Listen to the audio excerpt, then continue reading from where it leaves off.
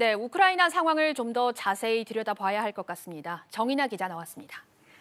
정 기자, 러시아군이 곧 우크라이나 국경을 넘어서 이 분리주의 세력 지역으로 진입할 것으로 예상이 되는데 이렇게 되면 전면전이 벌어질 가능성도 좀 커진 것 아닌가요? 네, 현재로선 모든 시나리오가 가능하다고 봐야 할 것 같습니다. 네. 푸틴 대통령이 평화 유지라는 명목을 내세우긴 했지만 돈바스 지역 내 작은 교전도 전면전의 트리거 역할을 할 수 있는 상황이 된 건데요. 평화 유지군이라지만 러시아의 침공 구실이 될 확률이 크다는 얘기입니다. 이를 바라보는 서방국들의 시선도 고민이 섞여 있습니다. 당장 미국의 선택지가 규제 이외에는 많지 않은 것이 사실입니다. 백악관은 돈바스 지역의 러시아군 진입에 대해 아직까진 침공으로 규정하진 않으면서 신중한 모습을 보였는데요.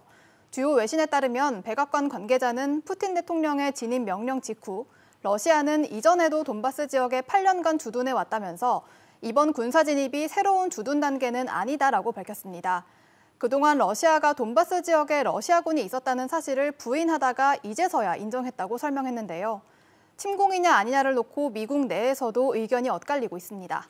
네, 정 기자 지금 돈바스 지역이 문제가 되고 있는데 구체적으로 여기가 어떤 곳인지도 함께 짚어주시죠. 네, 우크라이나 동부 지역으로 러시아 인접 지역입니다. 이곳은 구소련 해체 이후 친러시아 주민들이 주로 거주하는 곳인데요. 우크라이나의 친서방 정부가 들어선 이후 크고 작은 분쟁이 끊이지 않았습니다. 결국 지난 2014년 3월 러시아가 크림반도를 병합하자 친러 분리 독립운동이 일어났고요. 반군 세력과 우크라이나 정부군 간 무력 충돌이 일어나면서 이를 끝내기 위해 벨라루스 민스크에서 같은 해 9월 정전협정이 체결됐습니다. 문제는 이 협정 이후에도 그동안 분쟁이 끊이지 않았다는 건데요. 네. 푸틴 대통령이 독립을 승인한 도네츠크와 루간스크는 대표적인 친러 분리주의 지역입니다. 이 때문에 서방국들은 푸틴 대통령을 향해 미न्스크 협정 위반이라고 목소리를 높이고 있는 겁니다.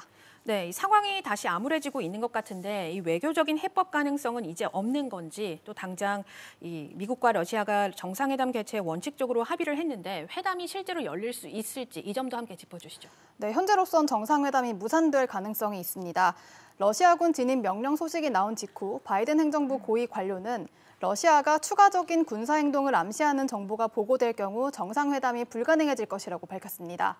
이에 앞서 러시아는 정상회담과 관련해 구체적인 계획이 없다고 언급한 바 있습니다. 네, 이 경고한 대로 서방국들의 제재 조치도 함께 이어지겠죠? 네, 일단은 미국의 추가적인 제재가 예고된 상황입니다.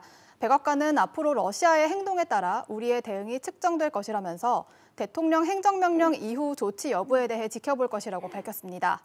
앞서 로이터 등 주요 외신은 러시아가 우크라이나를 침공할 경우 미국이 금융기관을 이용한 러시아 금융기관의 국제결제 업무에 대해 차단을 검토 중이라고 보도했습니다. 네, 이와 함께 우리 정부도 조금 전 대책회의를 시작을 했죠.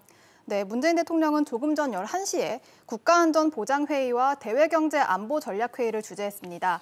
이 두 회의체가 함께 열린 건 이번이 처음인데요. 우크라이나 상황 전반에 대한 점검과 현지에 있는 우리 국민의 안전대책, 또 우리 기업들의 피해를 최소화하는 방안이 논의되고 있는 것으로 알려졌습니다. 네, 정 기자 잘 들었습니다.